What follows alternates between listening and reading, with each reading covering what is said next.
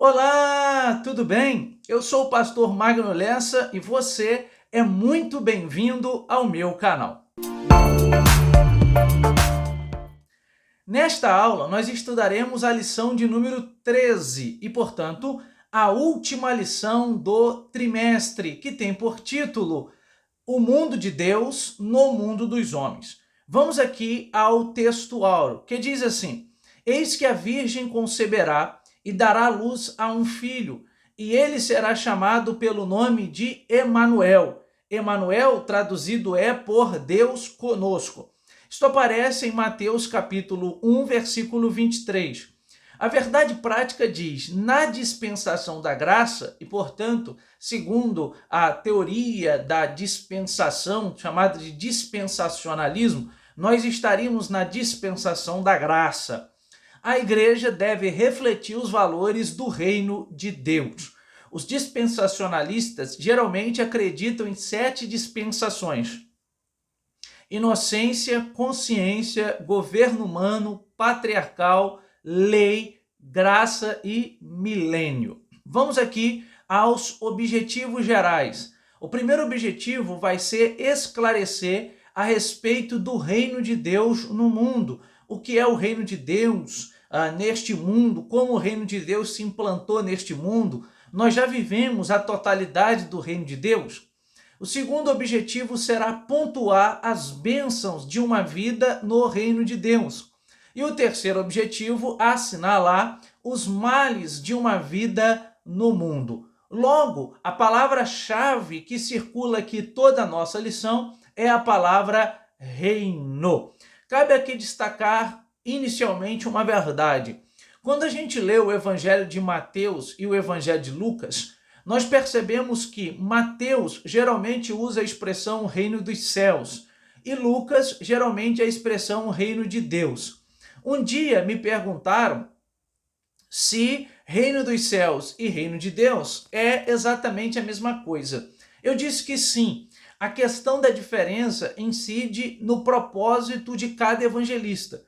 Como Mateus está escrevendo pensando nos judeus, ele prefere usar a expressão céus. Isso porque, entre os judeus do primeiro século, o nome de Deus era impronunciável. Então, ele se exime de usar a expressão reino de Deus. Como Lucas não tem esta preocupação, então ele não vê problema nenhum em usar a expressão Deus. Mas, portanto, tanto o reino dos céus quanto o reino de Deus é exatamente a mesma coisa. Vamos aqui à introdução. Então, diz o pastor Douglas que as escrituras revelam que haverá um reino literal. Porém, na presente dispensação da graça, esse reino é espiritual, o chamado reino de Deus entre nós. Cabe aqui fazer um esclarecimento. Quando a gente lê tanto os evangelhos quanto as cartas de Paulo, a gente percebe algumas afirmações que parecem contraditórias, no entanto não são, e eu vou explicar isso daqui. Às vezes a gente está lendo o evangelho, nos evangelhos, e a gente vê a Jesus afirmando que o reino de Deus já se encontra entre nós. Ao mesmo tempo que em determinadas outras passagens dos evangelhos, Jesus diz, como a oração do Pai Nosso, que era para a gente orar para que Deus trouxesse o seu reino para habitar entre nós. A pergunta então que fica é, o reino de Deus está entre nós ou o reino de Deus não está entre nós?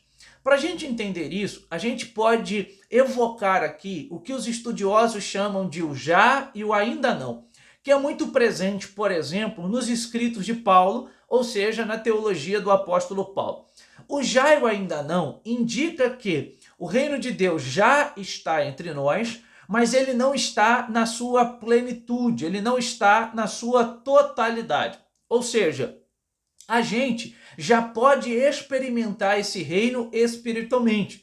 Nós podemos ter os nossos pecados perdoados, nós podemos orar e Deus manifestar o seu poder curando as pessoas, ressuscitando pessoas, porque o reino de Deus já pode ser gozado neste momento.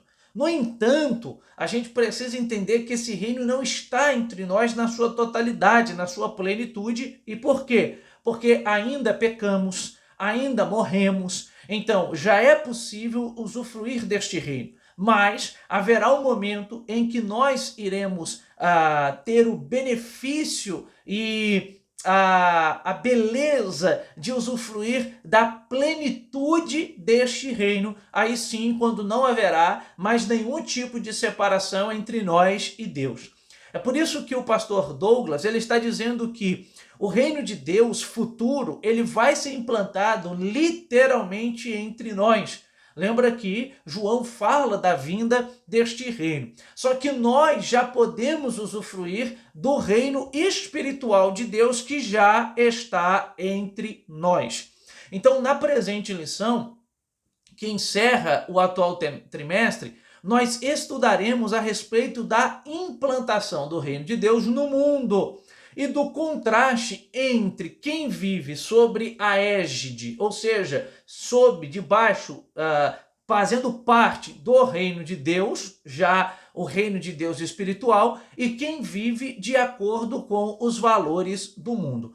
Note que precisa aqui ficar claro que o reino de Deus é um reino em oposição ao mundo. Ele vai de encontro ao pensamento e aos valores do mundo. Então, os valores do reino de Deus são valores distintos, diferentes dos valores perpetuados aí no mundo, tá? Então, assim, com o propósito desta lição, nós vamos aqui ser lembrados que Deus age e agiu ao longo da história porque Deus deseja habitar entre nós plenamente, sem nenhum tipo de separação.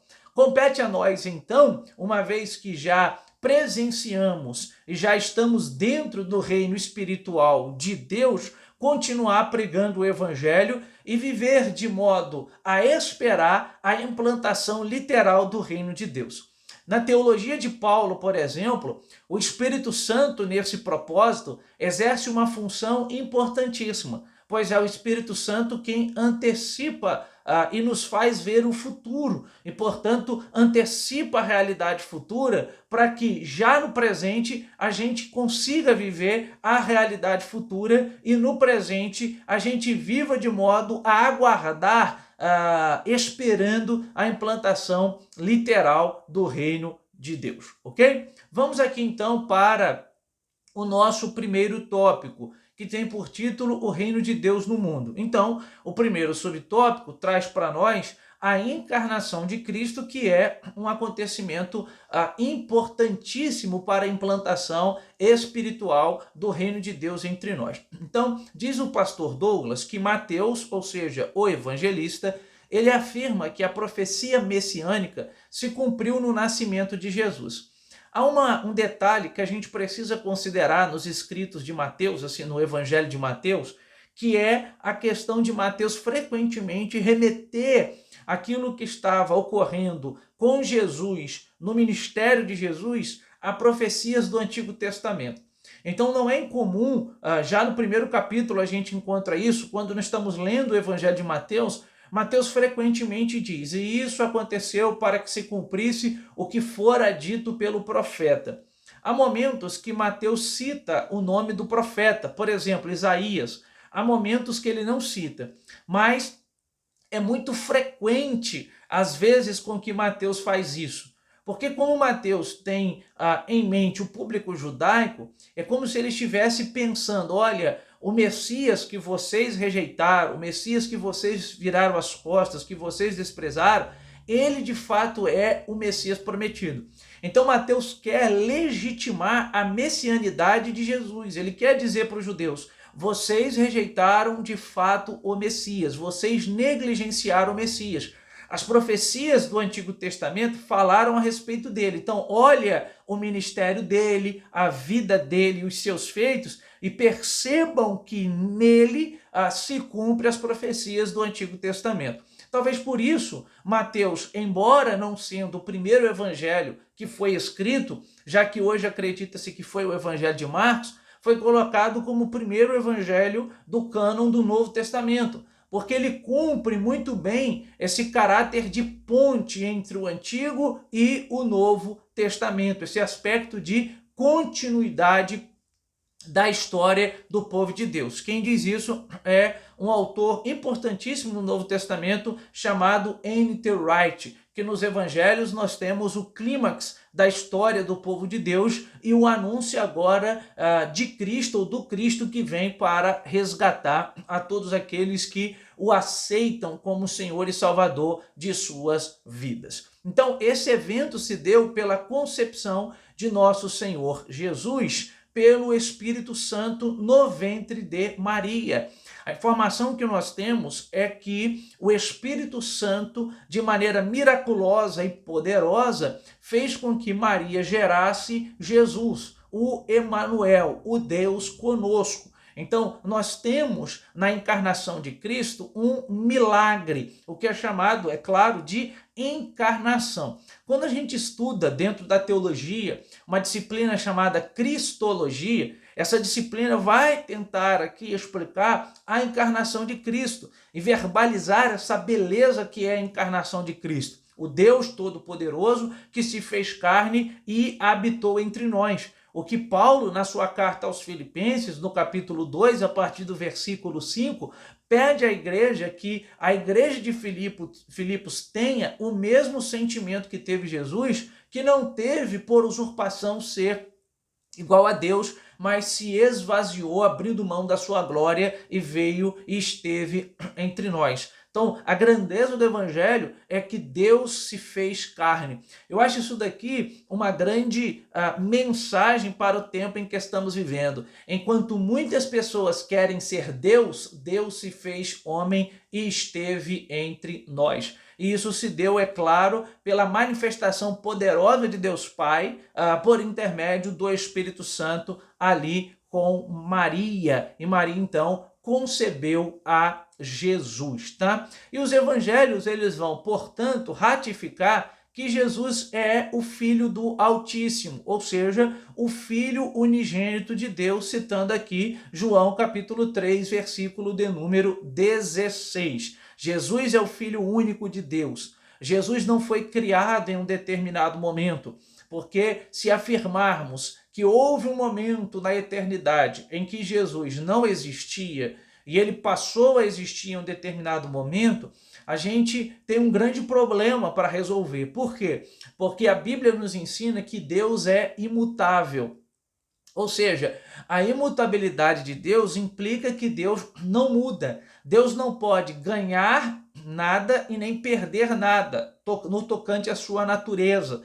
Ele não pode ganhar mais amor ou perder mais amor, menos amor, porque ele seria mutável.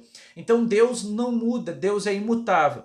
Se afirmarmos que houve um momento em que Jesus foi criado e ele não existe desde toda a eternidade, então houve um momento em que o Deus Pai não era Pai e ele passou a ser Pai a partir de algum momento. E isso cairia no problema da imutabilidade de Deus. Quem usou esse argumento para defender a divindade de Jesus foi um teólogo ali do cristianismo primitivo, né, da igreja ali do segundo século, terceiro século, que foi Atanásio, tá? Ele usou esse argumento para defender a eternidade e a divindade de Jesus. Então Jesus é o Filho eterno de Deus e é Deus assim como Deus Pai. Na Trindade, Pai, Filho e Espírito Santo, não existe subordinação. Isso foi uma heresia que já foi condenada, o subordinacionismo. Não existe subordinação. Na Trindade, o Pai não é maior do que o Filho não é maior do que o Pai, o Espírito não é maior que o Filho não é maior que o Espírito. Ou seja, ninguém é maior do que ninguém ali, tá? Todos são Deus em essência, porém pessoas distintas. João capítulo 1,14 diz que o verbo se fez carne e o verbo habitou entre nós, ou seja, esse Deus se encarnou e ele esteve entre nós. O nosso Senhor, o nosso Deus, o grande Emanuel, o Deus conosco. Assim, portanto, no tempo determinado, Cristo se fez homem. Paulo diz que Cristo veio na plenitude dos tempos. Eu gosto dessa informação porque por que Paulo usa a plenitude dos tempos? Por que Jesus não veio em outro momento? Porque quando Jesus nasceu, Parece que o palco estava montado para que ele nascesse. Você tinha um idioma universal, que era o idioma grego, você tinha as estradas pavimentadas, o que favoreceu o deslocamento dos discípulos e do próprio Jesus para fazer as suas missões, né? Porque o Império Romano é quem dominava e ele pavimentou as estradas, daí o ditado: todos os caminhos levam a Roma. Então Jesus nasceu de fato na plenitude dos tempos, e de modo que ele veio para morrer por nós. Não foi simplesmente o Império Romano que matou Jesus. Se a gente olhar no âmbito humano, ok, o Império Romano mandou matar Jesus com o consentimento dos judeus, certo? Mas não é apenas no âmbito humano que nós devemos olhar isso, porque a Bíblia deixa claro para nós que Jesus veio para se entregar por nós, diz Paulo, para pagar uma dívida que não era dele e rasgar, portanto, a cédula do pecado que pesava contra nós, tá? Bom, segundo subtópico, a mensagem do reino. Após a tentação no deserto, nosso Senhor deu início ao seu ministério. Desde então começou Jesus a pregar e a dizer: arrependei-vos, porque é chegado o reino dos céus. Mateus 4,17. Então Jesus vem para pregar o reino dos céus, e ele propõe que para entrar neste reino é necessário o arrependimento, era necessário que as pessoas se arrependessem, que as pessoas mudassem de vida. Então aqui já fica claro para nós que esse evangelho onde não tem mudança de vida não é o evangelho que Jesus veio pregar. Esse evangelho onde a pessoa pode fazer tudo, age de qualquer maneira, não tem mudança de vida, não tem transformação, não é o evangelho que Jesus veio pregar, porque o evangelho que Jesus veio pregar, a mudança de vida, ela é visível na vida daquele que abraçou Jesus como único e suficiente Salvador da sua vida, tá? Então, assim fica claro que a mensagem do reino de Deus contém um apelo ao arrependimento. No grego, a expressão arrependimento é a expressão metanoia. E se a gente buscasse aqui o significado da expressão metanoia, ela significa mudança de mente e abrange, portanto, o abandono do pecado e voltar-se para Deus. Logo, metanoia compreende uma nova atitude espiritual e moral, bem como uma nova conduta. O próprio apóstolo Paulo diz que uma vez que nós estamos em Cristo, nova criatura nós somos.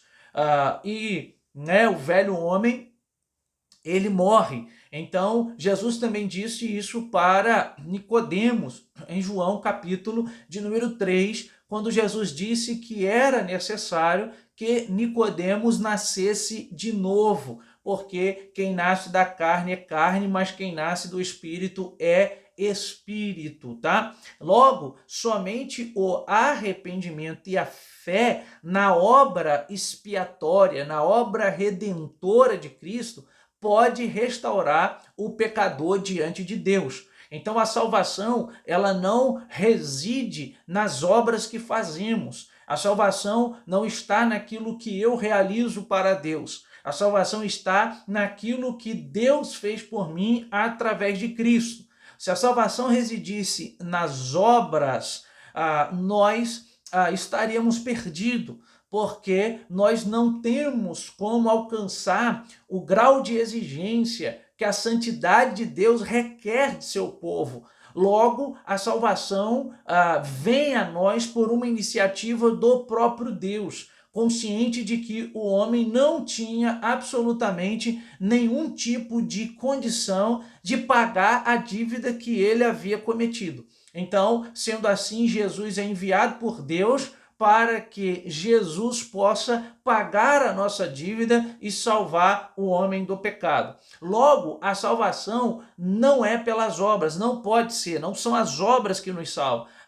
Não são pelas obras. A salvação é única e exclusivamente pela graça de Deus, manifesta no seu Filho Jesus. Então, para sermos salvos, é necessário abraçar Jesus como único e suficiente Salvador de sua vida, tá? Então, o papel da igreja neste aspecto é proclamar essa mensagem do reino de Deus ao mundo, proclamar a mensagem que Jesus veio para resgatar, que Jesus veio para salvar, tá? Bom, o terceiro subtópico, os valores do reino. Então, aonde a gente encontra os valores do reino, a carta magna do reino, da ética do reino? A gente vai encontrar naquilo que ficou conhecido como Sermão do Monte, Sermão da Montanha, Sermão das Bem-aventuranças, que está ali no Evangelho de Mateus, tá? No capítulo 5, capítulo 6 e capítulo 7. Ali Cristo vai nos revelar a ética e a moral do reino. Lembra que ética diz respeito a princípios e moral diz respeito, dentro de uma interpretação filosófica, tá? E moral diz respeito à ação, o certo e errado. Então, no Sermão do Monte, nós temos os princípios que regem o reino de Deus. Então, quais são os princípios que regem o reino de Deus? O primeiro é necessário controlar a ira, né? E a gente só tem como fazer isso porque o Espírito Santo atua em nós. Lembra que Paulo em Gálatas dirá que através do Espírito atuando em nós produzimos frutos, e um desses frutos é o domínio próprio. Segundo aqui é a fuga da imoralidade sexual, promiscuidade, lascívia. Aquele que está no reino de Deus enxerga o ato sexual de maneira diferente. Ele não se dá à imoralidade sexual e às esquisitices sexuais que vemos na sociedade, tá? O casamento é indissolúvel, porque o casamento foi uma instituição de Deus. Há honestidade no falar. O crente, ele é íntegro, ele é reto, ele é temente a Deus. Um crente cheio do Espírito Santo, ele é honesto, ele não se aproveita. Se ele recebeu um troco errado e ele sabe que ele recebeu, ele devolve o dinheiro para que ele não prejudique a pessoa ali do caixa. Ele é honesto. A esmola, o ato de ajudar, a oração, o jejum e o partir de um coração sincero também são características de quem está em Cristo. O não julgar os outros, o alerta sobre os dois caminhos, só há um caminho que leva ao céu, a advertência contra os falsos apóstolos, falsos profetas. O cristão precisa ficar atento a isso, a exortação para praticar esses valores que aparecem no final do Sermão do Monte. Então, o Sermão do Monte é a ética do reino que nos convida, em Mateus 3, 6, 33, a priorizar o reino de Deus e a sua justiça. Então, os filhos de Deus que estão dentro do reino espiritual de Deus, aguardando o reino físico, literal de Deus, devem expressar esses valores em sua vida diária, tá bom?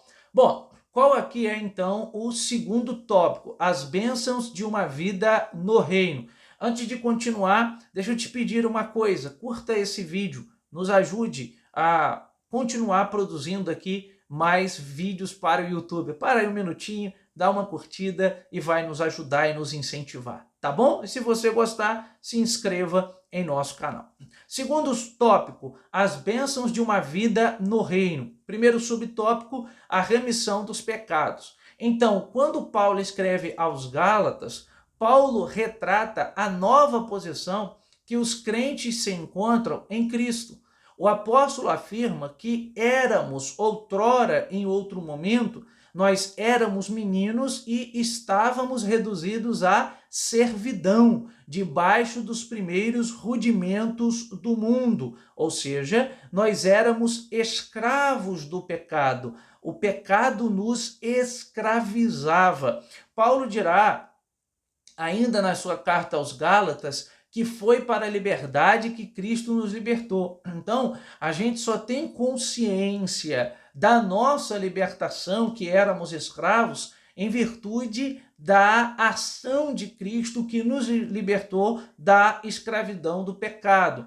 Então, isso quer dizer que antes do evangelho, do reino, a percepção espiritual tanto do reino como a percepção espiritual, tanto dos judeus quanto dos gregos na época de Jesus, era por demais limitada, legalista e também supersticiosa.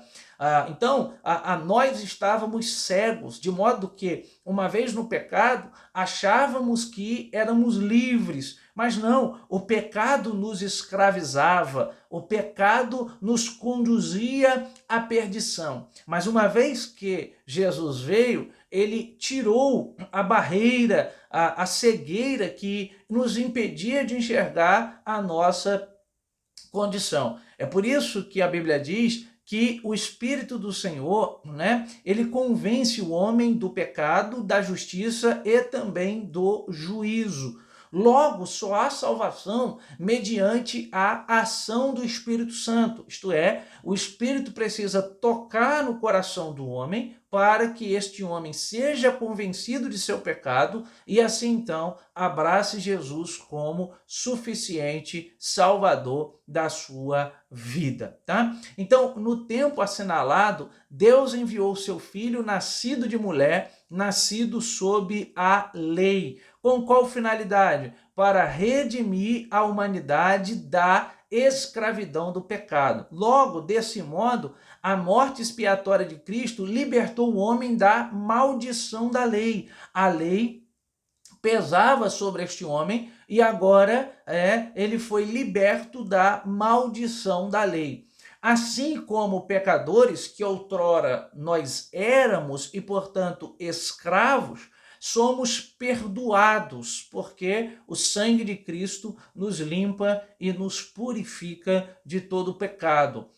E aí ele nos eleva à condição de filhos adotivos, ou seja, nós somos adotados por Deus e feitos agora herdeiros de Cristo. Glória seja dada a Deus por isso. Tá? Então, a salvação encontra-se na ação de Cristo e não no mérito das nossas ações. Não somos salvos por aquilo que realizamos, somos salvos por aquilo que Cristo fez por nós. Tá? Bom, e aí, Paulo nos diz que nós fomos adotados por Deus e nos tornamos filhos adotivos de Deus. E, uma vez filhos adotivos, nós somos herdeiros de Cristo.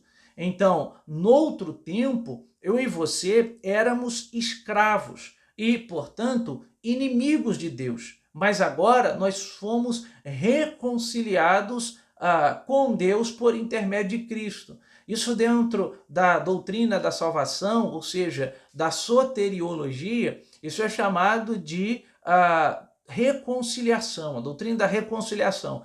Cristo nos reconcilia. Se o pecado, em um dado momento, criou uma ponte que nos separou de Deus, se o pecado, em um dado momento, nos afastou de Deus, criando esta ponte, Jesus, ele agora, através de sua morte, ele cria se o pecado trouxe um abismo, se o pecado ele gerou um abismo que nos afastou de Cristo e de Deus, Jesus então é a ponte que nos conecta a Deus novamente. Por isso que Paulo diz que só há um mediador entre Deus e os homens, a saber, Jesus Cristo, homem. Então, Deus concedeu aos seus filhos, ou seja, adotivos, eu e você somos filhos adotivos que fomos enxertados na videira, a dádiva de possuir um novo nome, uma nova imagem, a imagem de Cristo. Outrora, a imagem e semelhança de Deus em nós, né? Ela não se perdeu, mas ela foi duramente afetada. E Jesus então vem para animar, né? Animar essa imagem e semelhança de Deus em nós e nos aproximar, né? Mais uma vez de Deus, uma vez que estávamos perto de Deus antes de Adão pecar e depois de Adão pecar, nós nos distanciamos de Deus. Quando eu falo animar, eu estou usando aqui uma metáfora.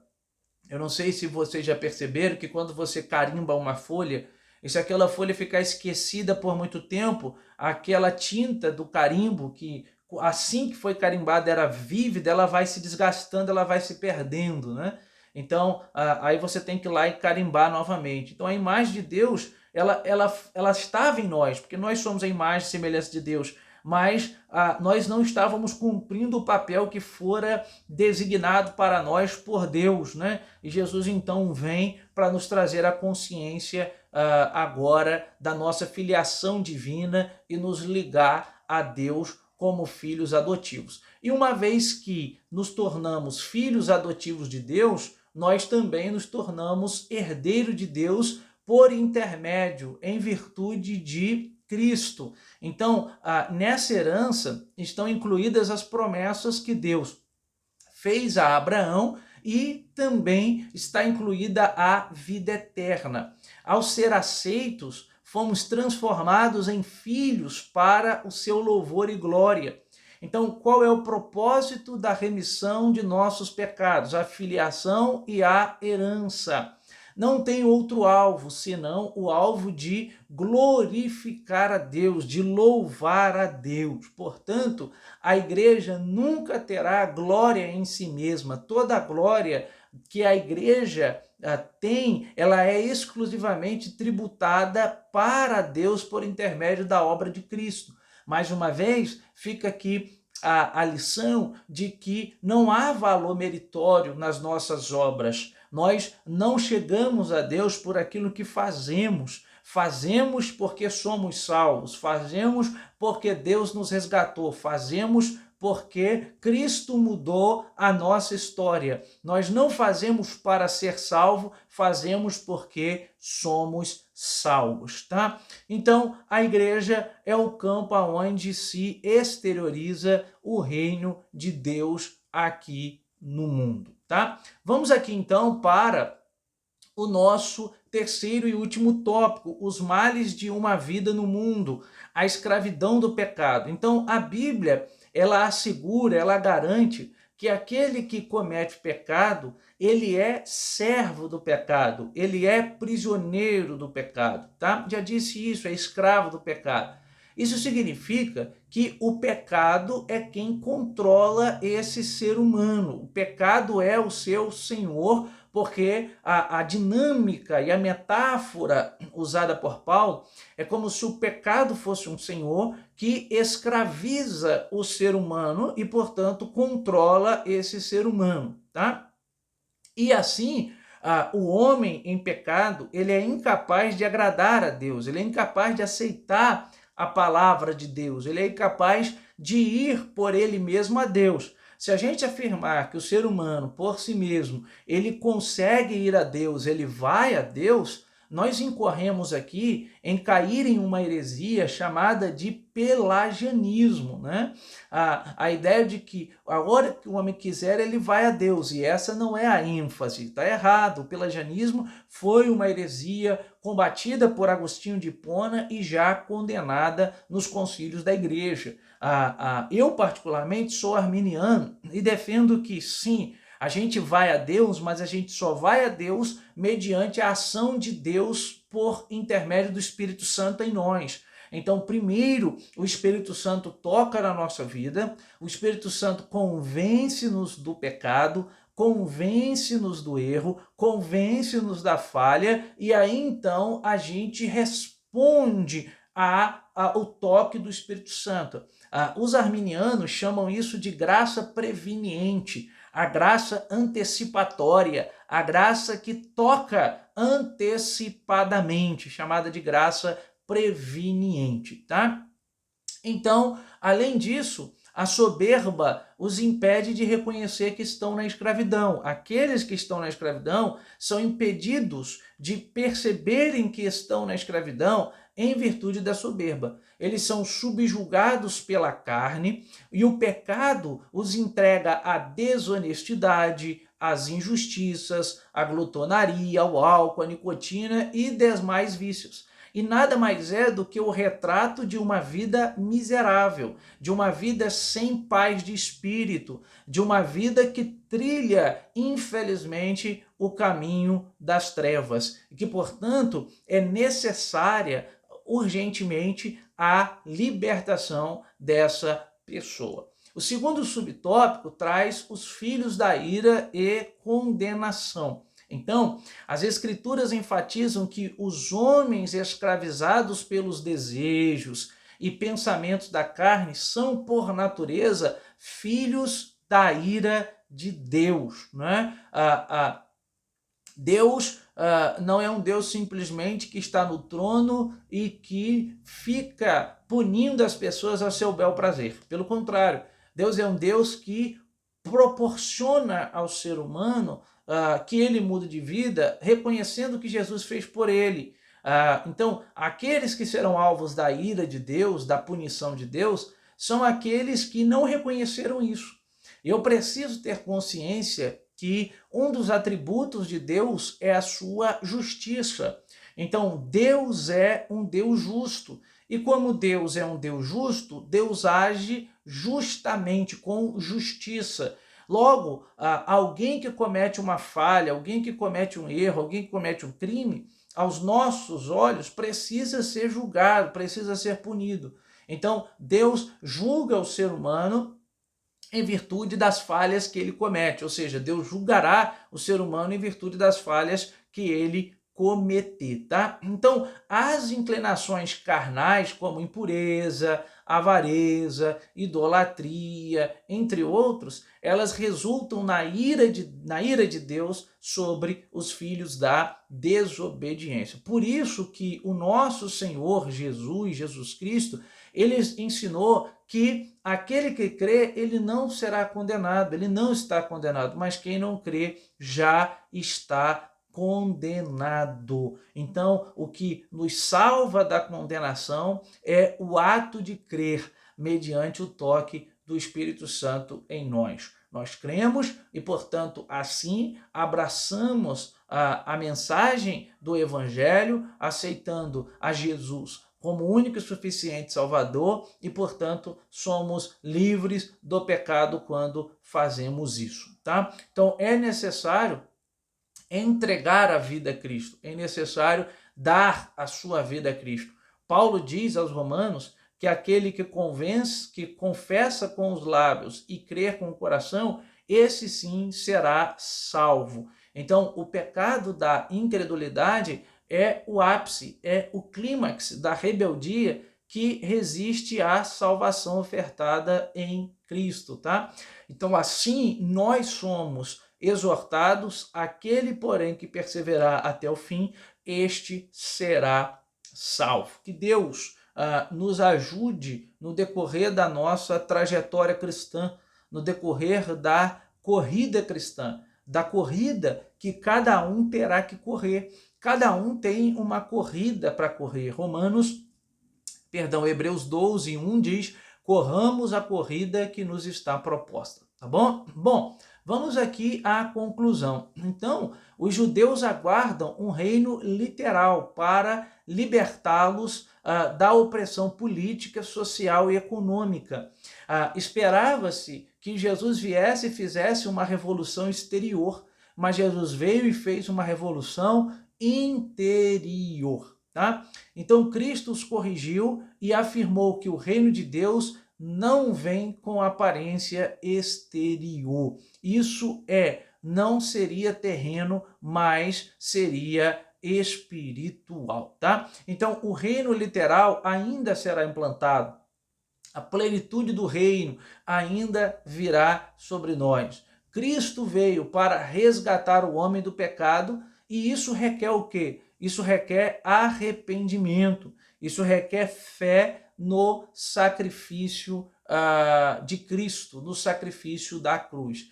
Então, os que recusam a ética e a moral do reino são condenados à morte eterna. Deus dá a chance, Deus dá a possibilidade, mas essa pessoa prefere deliberadamente, livremente rejeitar, tá? Então, assim, os valores cristãos devem ser observados pela igreja, cuja missão é anunciar o reino de Deus num mundo dominado pelo império do mal. Cabe à igreja, então, anunciar em alto e bom som e pregar em alto e bom som o evangelho de Cristo, tá? O meu desejo é que Deus te abençoe e que Deus continue falando em seu coração. E com esta aula, então, chegamos ao final do nosso trimestre e da revista do terceiro trimestre de 2023, tá? Te aguardo para o próximo trimestre para estar aqui conosco, tá bom? Que Deus possa te abençoar grandemente e que Deus continue falando em seu coração. Um grande abraço e até a nossa próxima aula.